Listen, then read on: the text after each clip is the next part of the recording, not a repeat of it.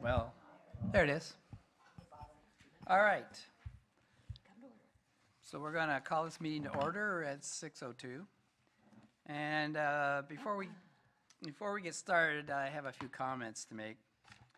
The discussion tonight is not about whether you support or oppose the dedicated parks fee, nor is it about changing the master plan.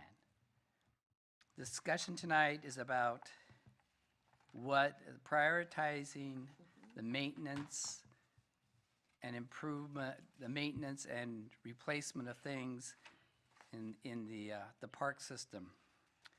Staff and Parks Committee have been taking a preliminary look at this and look at the recommendations. Staff priorities. We'll have a quick presentation after we get through a few things, and you have some time to make your comments. Each person wishing to provide comment will be allotted 3 minutes. The board may ask questions through the chair. The goal is to come up with a plan to get this list to the City Council by January 2018. Hope I didn't massacre that too bad. All right. Approval of the minutes. I move that they be approved. I'll second. We have a motion to approve the minutes, a second by Clint. All those in favor say aye. Aye. All those opposed? They're approved. So the next thing on the agenda is appearance of interested citizens. Those would be people who are not here to talk about the priority list. Do we have people that want to just talk to us about other subjects? Okay. That's what I thought.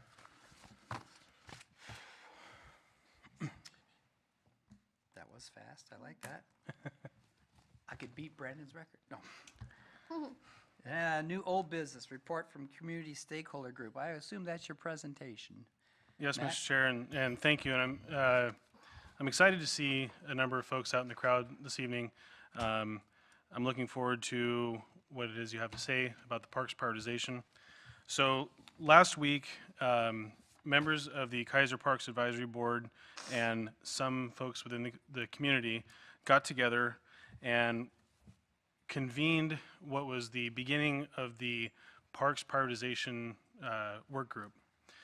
The Parks Prioritization Work Group is going to be working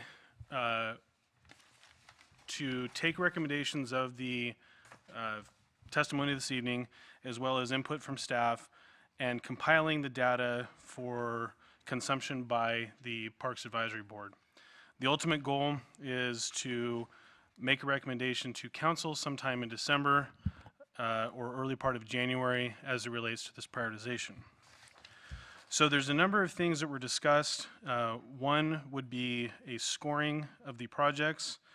The scoring is going to be largely brought together by the input from staff in terms of the priorities that the staff has identified in deferred maintenance, safety, and operations requirements for the city, and also taking the data that was obtained by the 1,104 citywide surveys done over the last few months for the parks.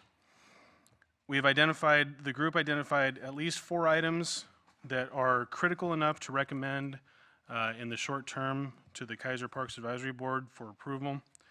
Those items we'll go into in just a little bit. One of the discussions was the community-based outreach process. We have targeted various groups and various organizations to reach out to throughout this community-based organization process, very similar to what we did when we did the initial park survey. We're going to be looking at young adults, so those that are probably in middle school, high school, and early 19s, 20s, and so on and so forth like that are probably generally single and don't have families. We're going to be reaching out through the Keizer Parks Foundation, hopefully, to engage in some social media conversations and try to expand the conversation via social media and increase outreach. We're going to be working with the neighborhood associations, and I do apologize to those neighborhood associations for the late email. It was one of those things that kind of came together for last week's meeting a little bit quickly, but hopefully there was enough notice for the neighborhood associations for tonight's meeting. Possibly talk to homeowners associations if they'll welcome us as part of that conversation. We've got Brad Arnsmeyer and Lisa Buick looking to pull together all of our youth athletics together to have that conversation, which is actually a conversation that is larger than just the parks. And then also we're reaching out and hoping to talk to our dedicated parks volunteers. And so if you've been around the parks in the last couple weeks, you will have noticed that there are signs that said Keizer wants you, and we've asked for people to be here. Hopefully some of you are here as a result of those signs. We are going to be discussing additional public meetings. There are not many planned out right now, but we hope to have a pretty firm plan on that in the next coming weeks and to publish that through various social media outlets and also through the Keizer Times so folks know where they can go to continue to have this conversation. There was a recommendation of a possible capital project for this first 18 to 24 months. Ultimately, the conclusion was the group agreed that the goal moving forward is to work the prioritization of the projects of deferred maintenance, safety, and operations needs from staff. It would be a two-phase process. The first phase really kicks off tonight, September 12th, where the committee and the Parks Board will start the conversation and hear input from the community related to recommended projects from the staff, as well as seek input for maintenance and operations projects recommended or identified by the members of the community. Feedback will be taken back to the committee. It will be digested and then configured for additional input either later this month or the first part of October. In between time, we're going to take the information from this evening and from our meeting last week and put together a one-page outreach paper that should hopefully help people readily identify quickly some of the major concerns that the city is looking at in this first couple years of this fee. The first phase hopefully will conclude sometime by the end of October. By the end of October, the community response will be collected and turned over to staff with an initial recommendation or iteration 1 recommendation for projects. Staff will then take that information and apply dollar figures and other things associated for those projects so that we can get a really good estimate on what the funding will look like within the first year to 18 months to 24 months. That information will then be rolled back out to the community at least once so that the community can respond on that and hopefully come to a final recommendation, again, as I said, sometime hopefully in the end of December or first part of January. In the back, if you haven't had the opportunity, there is a, and I apologize for the size of the font here, but this is the initial recommendation. And so staff has identified a number of projects throughout the park system that are of immediate need for maintenance, operations, and safety concerns. The discussion last week concluded that the group is in support of recommending moving forward with the full-time employees required to complete the increased maintenance and operations as early as possible so that Robert and Don can get them trained and up to speed so that when we hit next spring, they're ready to go and won't have a training curve. In addition to that, there is a significant need for equipment in terms of replacing a very old parks fleet. The average age of the vehicle is 15 to 20 years, and also need for new mowers and types of equipment like that that will increase the opportunity for maintenance and operations.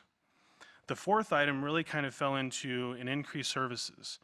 One of the major objectives of this fee was to bring up to speed all of the deferred maintenance projects over a short period of time. And by a short period, it's relatively 3 to 5 years.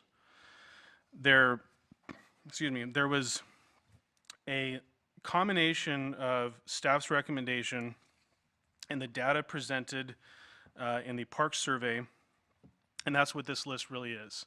So if you look at the list, you have the item that falls into specific parks or increased service categories.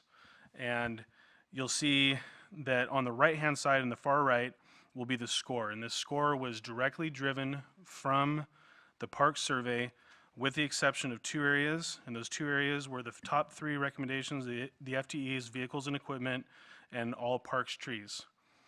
The other is in the middle part of it where it says repair irrigation, because that actually satisfies 2 of these survey responses. And so what we did was we took that, combined the scores, and then averaged them out. And so that's why those are all 3.68. And so that's pretty much it. You know, we're here to have a conversation about the needs of these parks when it comes to replacing and repairing assets in the park system. Is it going to be a direct replacement? Or are we going to take into consideration the possibility for a redesign? So for example, Claggett Creek Park, the basketball court there is in terrible repair. The surface is not safe throughout the winter because of mold and other, not mold, but excuse me, the moss, thank you, that grows throughout the year, and by springtime it's pretty bad. The backboards are all in terrible disrepair. They were able to secure a brand new hoop, which was nice. But ultimately, is that sports court going to remain as 2 half courts, or is it potentially going to be redesigned to be a full court or multiple full courts? And so those are the kind of conversations we're really looking at having over the next month and a half, is what do we want to see from these repair and replace? Or if the conversation is, you know what, we really don't want anything there, then maybe that's also something to have. It wouldn't be consistent with, you know, the current master plan, which we're not looking at, but in terms of changing, but that's also something to consider. And then the big thing, trees, you know, we've recognized that citywide there's a tremendous need to take care of trees. That's one of those recommendations that is just, it's an immediate go, just for safety purposes. I mean, we saw what happened this last year with the windstorms and just how many trees came down. And you can go throughout some of the larger parks and there's still potentially some trees that are down, and the wood needs to be taken away. So that's definitely something that's on Robert's radar, and it can happen fairly quickly. So I think without further ado, the one thing that I will ask is, please, again, this is not about whether you support or oppose the fee. If you want to be a voice in this process long term, please come up and talk to me. Write a note, give it to Tracy. We would like you to be part of this committee. I think it's very important that, I think we all believe that it's very important that this is as concise and as objective as possible, and not just looking from the point of view of everybody up here. We've had some really good feedback in terms of needing data-driven results. We're going to get there. I can promise you that. We've got the best staff that any city could ask for to give us data-driven results. But right now, we're looking at the high level. We're looking at what we want. We're looking at how it's going to sort of shape the next 18 to 24 months. So please, please, please, if you're interested in being part of this conversation, I'd highly, highly encourage it. If you want to throw your best friend under the bus because you know they really hate this thing, then give me their email too, and I'll call them or send them an email. But that's all I've got, Mr. Chair, for now. I apologize if I went too fast. Again, this spreadsheet is available in the back, and look forward to hearing what you have to say. That's all, Mr. Chair. You want to say anything before we start, Robert? Okay. So with no other better place to start, I will use this list, the partial list of people who want to speak tonight. Betty Levin, Hagen. I'm gonna pass. You sure? I am. Okay, that was easy. Gary Blake.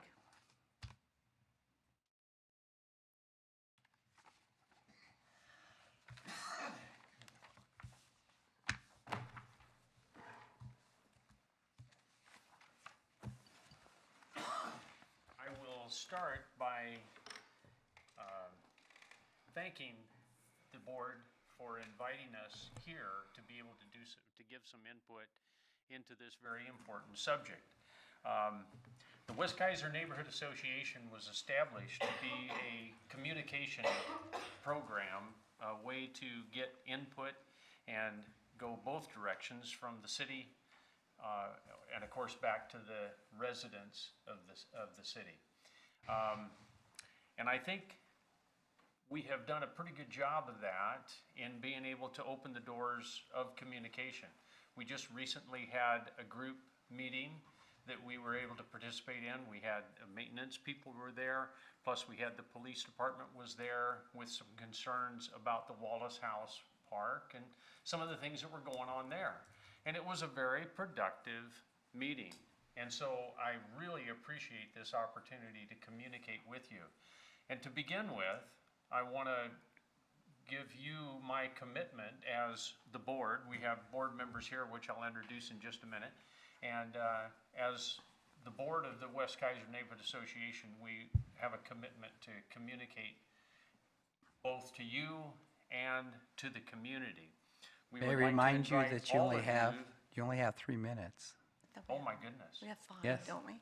No, we changed it to 3 because we thought we'd be really busy. So Okay, you want to get to the point, maybe. okay. Introduce it. All right. Well, let's I'll let's stop the get clock started for a on couple it. seconds here. I'd like to introduce Rhonda Rich, who's the vice president. We also have Carol Dorfler and Carolyn Holman here, who are from the board. And so we appreciate their support.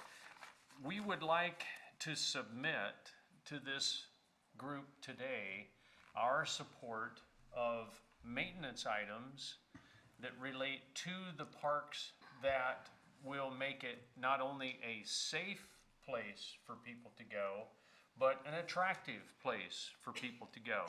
We've talked a number of times about having a reason for the parks, having something there that people want to go participate in, as opposed to it being a very empty, kind of a void area.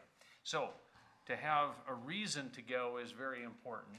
And as far as the maintenance, that I think is a priority, a high priority. And then things that make it a place to go would be like park benches and that kind of thing, an inviting place to where people can go and sit and relax and enjoy the park atmosphere. It's been made very clear with the Wallace House situation about how security is very important. And of course, that goes without saying, and I'm sure you're aware of that. And but the maintenance and making the parks a very good place to go visit and to feel comfortable in is a high priority in our estimation, and I believe that the city shares in that priority. And this new opportunity that we have now with the budget being increased, I think is going to make a difference. Another minute. That means I've got Another minute. plenty of time. Okay, so, did I miss anything? Or how many things did I miss? No, if you want me to add something? Sure. Okay. Yes, I'd just like to say that our board met for the first time after 3 months off during the summer, the West Keizer Neighborhood Association Board. And we had a guest speaker, Butch Dunn. I don't know if he's here tonight. He was going to come, but there's been concerns. We're unique in West Keizer in that we have the riverfront parks, and that's a good thing. But along with that also has come a problem with transient camping. And so there was a meeting at July 27th at Butch Dunn's house with Lieutenant Copeland and I don't remember the other officer. How do you shut this thing off? And there are about 30 neighbors there. I wasn't able to attend, but we had 4 board members there too. And it was, like Gary said, a lot of good input, and the police are, I mean, they can't say enough about the police. They are very responsive to issues down at the park. But it's an ongoing thing. A couple of years ago, we had like 8 camps down there, and we were asked if we were interested in participating in cleaning out the camps, and I felt at that time that was not something that a neighborhood association can really deal with, because it's hazardous waste and it's a safety. That's more of a police matter than what we're talking about here, isn't it?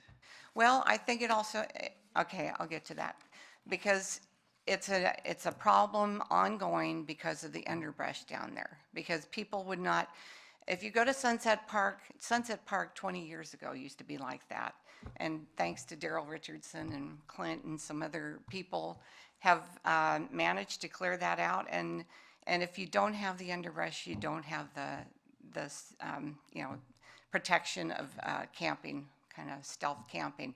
So we're asking that, because Wallace House Park has that issue, and Paul Messia, we addressed that last year, and we were interested in doing some clearing, but since the Parks Board and the Parks Department could not commit to a maintenance, that we do something and the ivy comes back, and then we don't feel that the neighborhood association should have to maintain that. So we would like to see some monies put towards that. I know Wallace House Park is a big park, and it might take years to kind of start clearing out some underbrush, but there's a lot of people don't go down there because of taking their kids down there because they're so close to the wooded area. So, so I think Daryl might touch up on that, because he's been very, like I said, very instrumental Okay. in doing Sunset Park. So we just hope that that's one, we see that maintaining river views, but also creating mostly for safety issues. Okay. That would be, we already kind of got that in controlling invasive species and the like. I'm talking about underbrush, though, where people Well, can hide out I know. and opening it up. Okay. Yeah. Well, That's you're way part of past it, your yeah. time, so we need to get on with the next people who are interested. Thank you for your comments. Sure. Question? You can ask me if you can ask a question. Well, may I ask a question? Yes, you can. You have a nice day today, first of all. I'm directing this to you guys. Do you have something in mind besides just the maintenance and the police, I mean, something tangible, like you have some kind of idea, or just basically cleaning it out, or for that particular park where you have these problems? Yeah, what we see in the parks that are a problem, and where people can go and hide, that's where I think the problems get started. But Are you talking about cleaning up the area so they won't have nowhere to hide? Okay, that's what, I'm trying to follow where we're going here. trying to make it a destination for people to Okay. go, like for instance, the riverfront part, the one that you mentioned that's so cleaned out now. Sunset. Sunset, that part. Oh, no, I know is Sunset, I very know you wide worked it. open. I'm well familiar with that, Daryl, you know that. It's really nice. Yeah. People really like to go there. Well, I agree with that part, because when you clean it up, you have less activity, and that's just a fact. So you're asking basically for more maintenance there, or one particular shot of cleaning up, is that what you're saying? Well, clean up initially, and then, of course, maintenance ongoing. Yeah. Thank you. Mr. Lawyer, So, Mr. Chair, thank you. And I apologize for not bringing this up earlier. And part of the discussion, one of the things that did come up, and was a very significant topic of conversation, was security and safety for the areas. And so, to sort of readdress what the chair said, in terms of the invasive species, get it, the underbrush may not necessarily be considered invasives, but that's part of the removal of some of the plant stuff and the long-term beautification. I think those are things that are already anticipated in the list that you've got there. But I think that the security conversation was important, and one of the things that was brought up was potentially looking at some motion-activated lights for the nighttime. The problem is, for some of the neighborhood parks, then you're disturbing people in the parks, but it also alerts them to a potential issue. But I think that this conversation of security, especially with the homeless, is going to be a conversation hand in hand with both the parks and the police. So, it's something that has been brought up, and I apologize for not bringing the security portion of it up earlier when I was discussing that, because that was a significant area of concern. So. And the neighborhood was very much involved in bringing that to a front, to ask for the help. And I think that's significant. Chair Loudon, may I invite you and Counselor Herrera, and I don't know who's in charge of what parks now, but we're meeting this Thursday, the Neighborhood Association, at 7 o'clock here. And this is going to be a big part of our discussion because I know you're anxious to get some input, and we would like to submit something in writing in the next month or so and and maybe we can get somebody too on your committee. Yes, Yeah, Okay. well, I have another commitment Thursday night, so I'll make sure somebody from the Parks Board is there. okay, and whoever has Willamette Manor Park, possibly? Okay, thank you, Thank you. okay. So the next person on my list is Mary Ann Hayes. So if you'll tell us your name and where you live. Okay. Forgot that part, sorry. I'm Mary Ann Hayes, and I just moved here from California. Speak into the microphone, please. I just moved here from California, bought my house because of this beautiful dog park. I can't stress enough how nice it is. I just very pleased with the area. Turn my dog loose in there, and it's all fenced. There's no holes or anything. The only thing I wondered, are you going to extend, the little water fountain for the dogs? Are you going to extend that to the middle of the park so we don't have to walk clear to the other end to get it, or? You mean you want one in the big dog park? I think there's one in, There's one there now by there's, the shelter. okay. Yes, So right. you would It's like just one that in the little dog park? Trouble walking, but I just wondered if that will ever in the future be extended, talking about- on longer. Yeah, she's talking about the big dog park, but putting it further down toward the road, Shamawa. Is that what you wanted? I mean, I was, The middle of the big park, the big dog park. is that what, okay, so there's one at the gate and there's one out by the shelter, so you wanted one farther down. Yes, I wondered if Farther they'd to the have north? two. That would be nice. And there's been several men who have graciously repaired some of the benches that have been broken and filled in the holes, where we can't get through the gate even without walking in this big mud puddle. Are they gonna be able to put more heavy sand in it?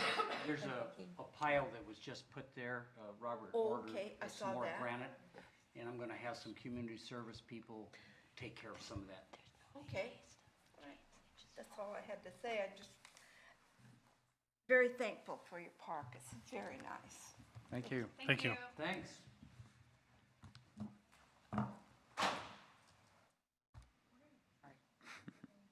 That was me. That was me. They're locking the door so we can't get out. Anybody else wish to speak tonight? All right.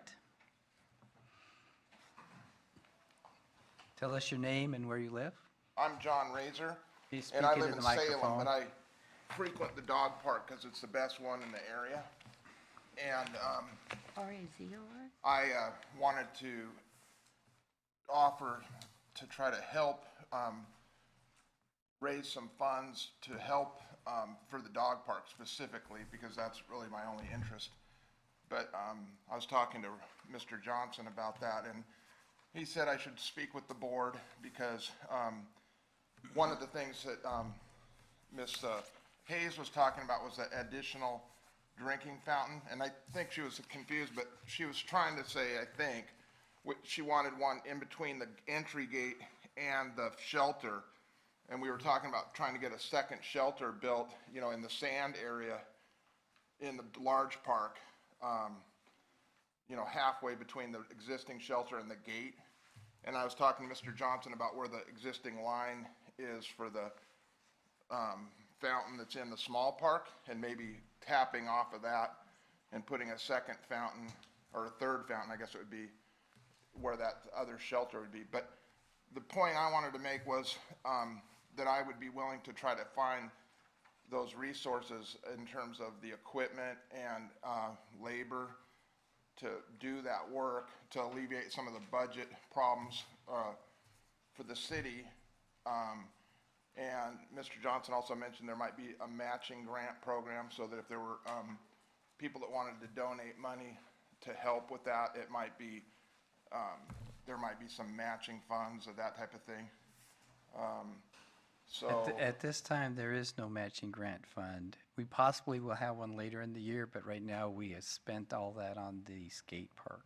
right, and I'm not looking for funds right now, I'm just saying that I would be interested in helping try to get some of the matching funds if you have those available, you know, to match. But in the meantime, I think that there's, you know, people that want to have things done there that would be willing to make contributions to get improvements made with the board's approval, or in doing labor and supplying materials if that's an available option. Donna, would that be something the Parks Foundation would be interested in helping with? I can't answer for the entire foundation board. I do know that we would be willing to help any new additional, help with funding for any new additional parts for the parks. So that is an option. Okay, and one of the things I guess I'm not sure if I'm communicating it, but, and I'm not so much looking for funds as looking to help bring funds to, but I don't, to the dog park, I guess. So if there's a Well, way I the can do Parks that- Foundation is more than willing to accept money. You Okay, betcha. and that, And, I just need to figure We'll out the take that. mechanism to do that, and I just want to make sure I'm doing it in conjunction with the right body or whatever. So, They kind of coexist. The Parks Foundation is a general fundraising group, nonprofit, which is separate from the Parks Advisory Board. The advisory board can give you information about what can and can't be done or shouldn't be done. Staff will help you with any mechanicals about what is being proposed. The foundation can help you. If you are going to raise funds, we can certainly take those funds and push them through as a donation so that you get a tax relief from that, et cetera, et cetera. We can also supply funding towards matching grants or towards SDC funds, et cetera. okay. And then as far as approval to like construct the shelter, if we were trying to do that, would we go to the Parks Advisory Board and staff? Is that my understanding? I think we have some kind of a form to fill out that says what the proposal is. Yes, there is a form online for matching Yeah, grant. so do that, fill that out, and then bring it back to us so that we can look at it and see what, you know, what your entire proposal is. And we'll work with staff and see, you know, what their input is, and then we'll have a better idea of how to get it all together. Okay, thank you so much for your time. Come on up. Come on down.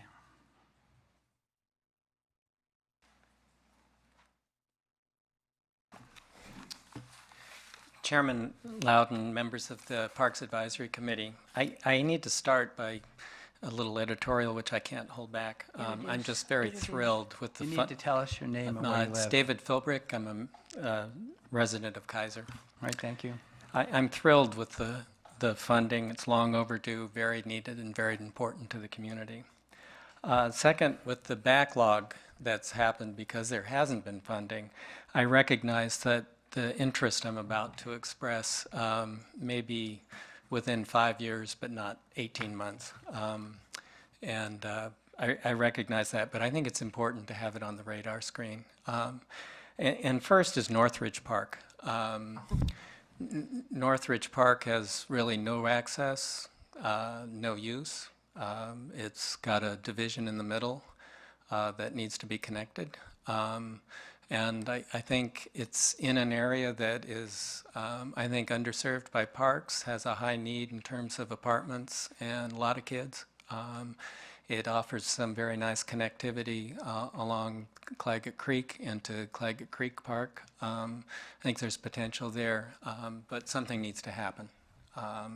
The access has gotten worse over the years, and in terms of neighborhood building up and not making any provisions for people even knowing that the park is there.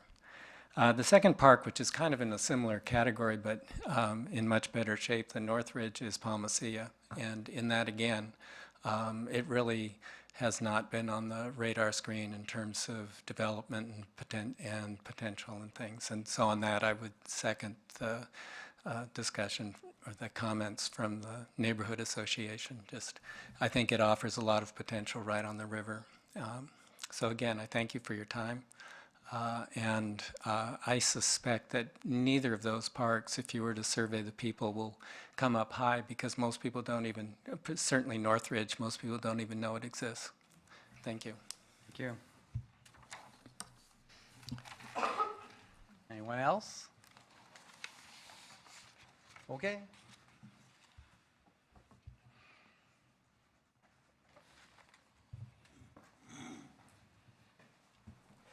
I'm Kathy Philbrick and live on Lock Haven Drive. One of the things that I think that the park department could connect with is the interest in a lot of people who would be willing to volunteer to assist in the removal of invasive species or trash or whatever, if it was done with enough notice and kind of on some regular interval. I've done it, participated in a couple different parks in that process, but it was just a handful of people. And it would need to have enough notice in advance and have kind of a schedule so that people could plug into that. And it would clearly have to be under the some guidelines from the city so that it wasn't kind of random. Secondly, I think that the park, that Keizer Rapids did a great job handling the eclipse. And I think there are more possibilities for that park in terms of integrating athletics from McNary, maybe cross-country, things like that. One of the strengths of that park is the diversity of the different activities that reaches people of all ages. And I think there's more potential for that in some others. Anyway, I do think that there's some possibility for more citizen interaction in the parks. And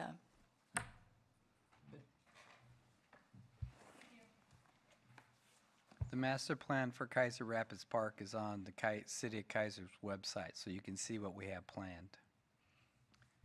Come on up. Hello. You only have 3 minutes. We're stricter than I'm City so Council. fast. I am Amy Ryan, and most of you know I'm honored to be your city councilor. And I'm here really wearing both hats. I was proud to go on the parks tour again last night, and I want to share that. And I appreciate all of your service and your volunteerism because, as you know, that's what it takes to make all of this happen. So thank you.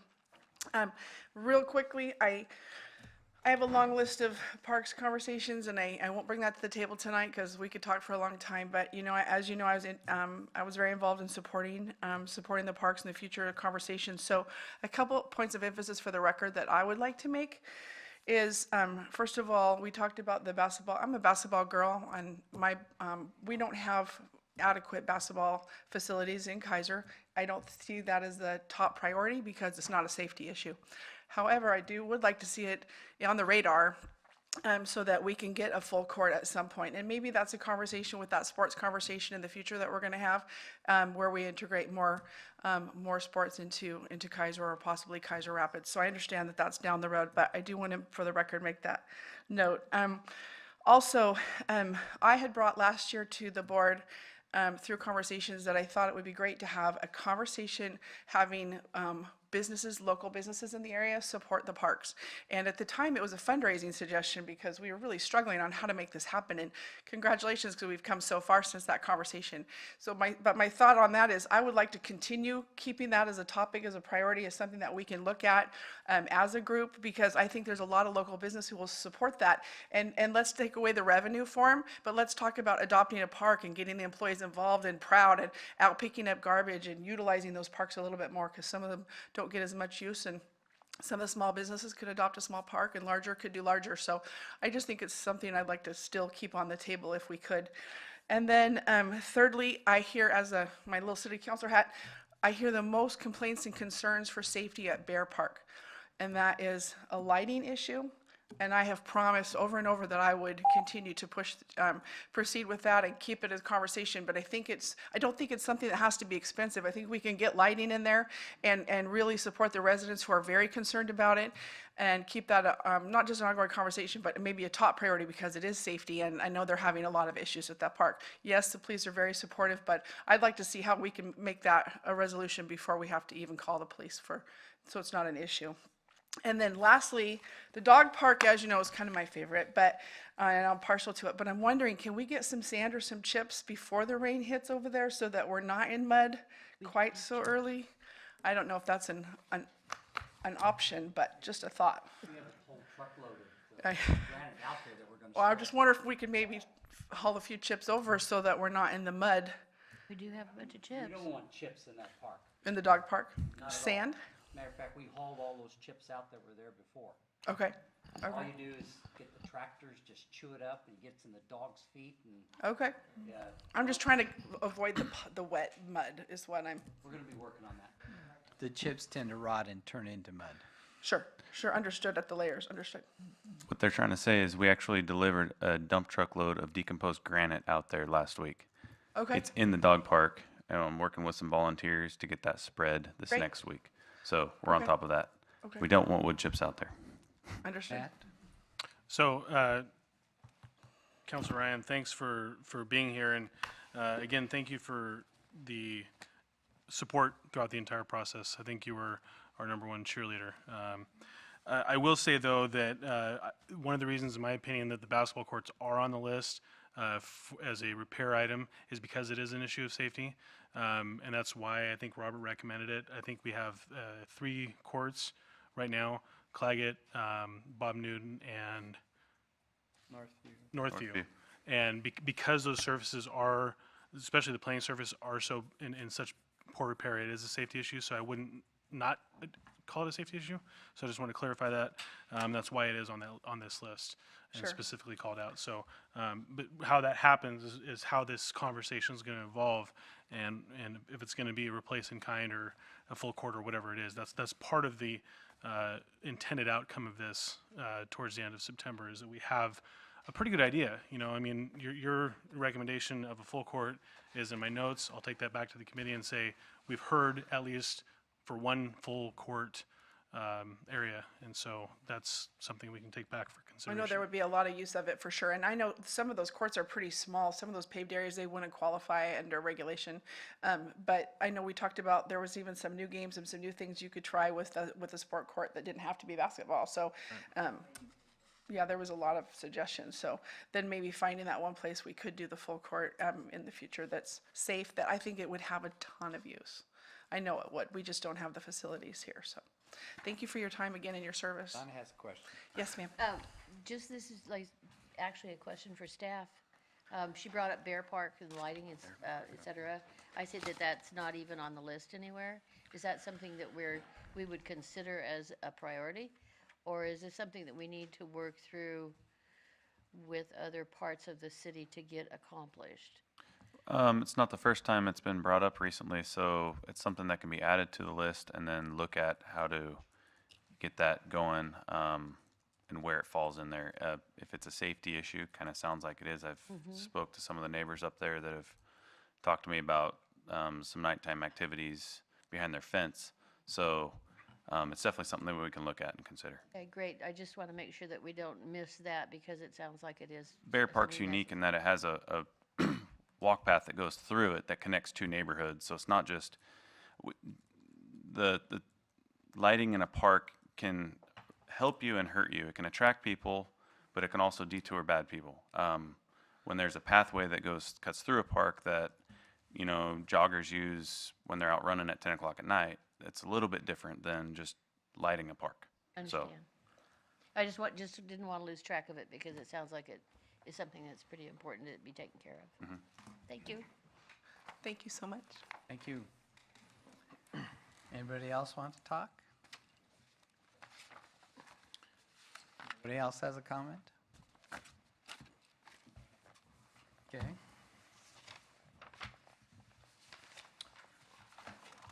So, does any of the board members have any comments? Yes, Mr. Lawyer? So in terms of the public outreach, this is the first step. I do hope that those of you in the crowd, and if you're watching at home, please engage. Let myself know, or give Tracy a note, say you want to be part of this group. I'm excited to hear that West Keizer Neighborhood Association is wanting to do that, and we're appreciative of that, at least I am, to continue that conversation. We need to come up with a plan in terms of the committee on when we're going to meet again. It's going to be soon. I would hope possibly even the first part of next week, maybe later part of next week, so we can kind of start to bring some of this back together and come back with some information for the board. I don't know, let's see, this isn't considered a work session, is it? No. Yeah, that's all I got. I mean, there is going to be continued public process. The goal would be, to have this on the agenda for October, but to continue the community discussions. And if you want us to come to your neighborhood association and talk, let us know. I'm going to do my best to try to go there Thursday, Mr. Chair. If I might be able to substitute. The childcare thing might be a little bit of a challenge, depending, but I'll do my best to be there if nobody else volunteers, because I think it's important, and I really like talking to you guys. You're a fun group. So that's really all I got. Just keep the ear to the ground. If you got an idea, you're sitting here listening to something, ma'am, I know you originally planned to speak. You chose not to, and that's fine. But if you've got something you feel more comfortable sending an email, send it to Robert, send it to Bill Lawyer. I don't care. If you want to write it on a piece of paper and throw it in a paper airplane at us, great. We'll unfold it and look at it. But it's going to be really, really important that we get this conversation. I know the mayor's very passionate about making sure that this is as cooperative and collective of everybody's opinion. So for the committee, keep your ear to the ground. We'll be getting some information out soon. I'm really happy to have Barb on board. She's data-driven, has a lot of experience, 5+ years with the Seattle Parks, and she's already been a godsend for this, so I'm very appreciative of having her. And that's all I've got on this, Mr. Chair. Thank you. Any other comments? All right, then we'll go on to staff report. Yeah, the only thing I really want to say is thank you to everybody who came out and helped with the big toy wood chip removal this last weekend. That was awesome. We were actually able to get 95% of the wood chips out on Saturday. Staff was able to get the remainder of them out today.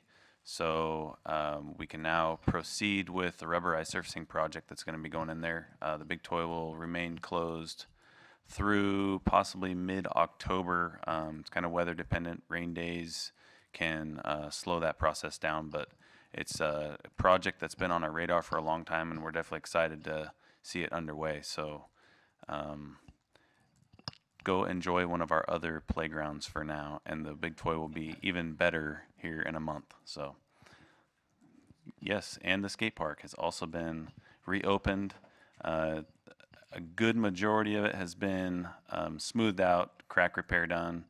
It's been basically sanded and polished in a lot of key areas. And we're looking at a phase 2 at some point, and that's part of this discussion that we'll have in the near future is what do we do next at the skate park. But just seeing last night the kids out there and how happy they were was excellent. So that's all I have. Roland, it's your turn. Wow, we're back. Hey, first of all, I want to thank you for the wonderful, although I couldn't stick out to the whole parks tour. I appreciate that.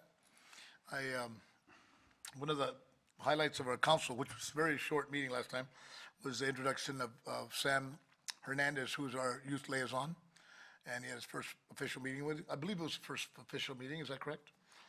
Nice young man.